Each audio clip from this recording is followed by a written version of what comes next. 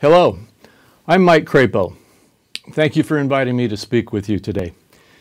And thank you to the entire Affordable Housing Tax Credit Coalition team. Emily Kotick is a great partner to work with on advocacy issues, and we appreciate her and your important contributions and insights on important policy discussions.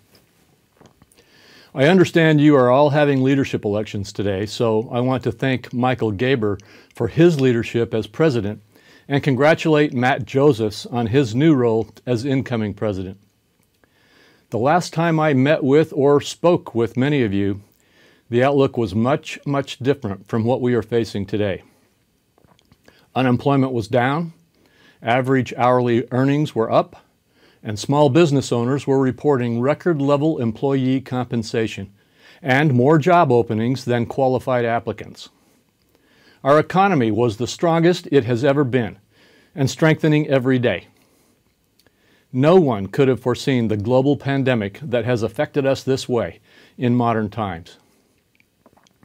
The pandemic response became the agenda item for nearly every committee last Congress, and implementation of the various laws we passed will continue to be a priority going into this year. The CARES Act, passed in March 2020, provided historic, unprecedented support to the housing market, both for homeowners and renters alike. Homeowners could hit pause on their mortgage payments, foreclosures and evictions were prohibited, and billions of dollars were appropriated for existing HUD programs. And it provided $150 billion in funding to states and local governments through the Coronavirus Relief Fund, a significant portion of which has been used for rental assistance. Still, as the months wore on and deadlines loomed, we knew that more aid was needed, and in December, Congress approved almost $1 trillion in additional aid. That package struck a balance between broad support for all kinds of households and much more targeted relief for those who need help most. It included many beneficial items in the housing space, including $25 billion in rental assistance for tenant households that have suffered a COVID-related income reduction or job loss, an extension of the CDC eviction moratorium, which will help us to keep vulnerable families in their homes and off the streets, a waiver of the fiscal year 20 NOFA process for HUD's Continuum of Care program, which will allow homeless services providers to quickly get the funds they need next year, a provision which will ensure families living in federally assisted housing are safe from carbon monoxide poisoning, a new operating loss loan program for residential care facilities insured by the Federal Housing Administration to help them bridge the gap through the duration of this crisis and continue to provide critical services to vulnerable populations, enhancements to the housing programs available to youth who are aging out of the foster care system, provisions to improve homeless services and mortgage access for Native Americans, and, certainly not least, a permanent 4% rate floor for the Low-Income Housing Tax Credit Program, which will stimulate the production of affordable housing for years to come. More aid may be needed yet, and we discussed some of that this morning in the Finance Committee.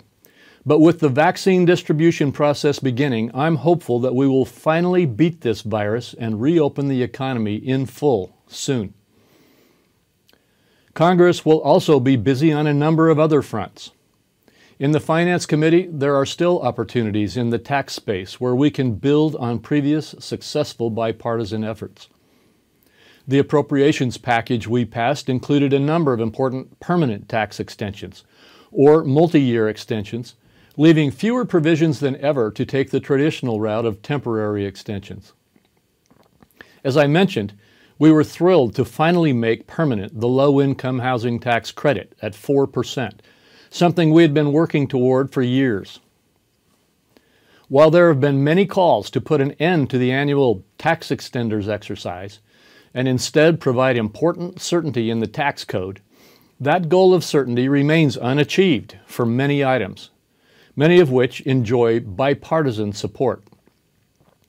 We should undertake a process to recognize the bipartisan support of these provisions, to indefinitely extend those provisions found worthy of extension, and to allow others, all others, to remain expired. I encourage you to continue to let policymakers know areas of improvement in our tax policy and to our often outdated laws and regulations. As the nation's health improves and the necessary temporary economic policies are phased out, we will settle on the foundation of proven, strong, pro-growth fiscal and regulatory policies previously set in place.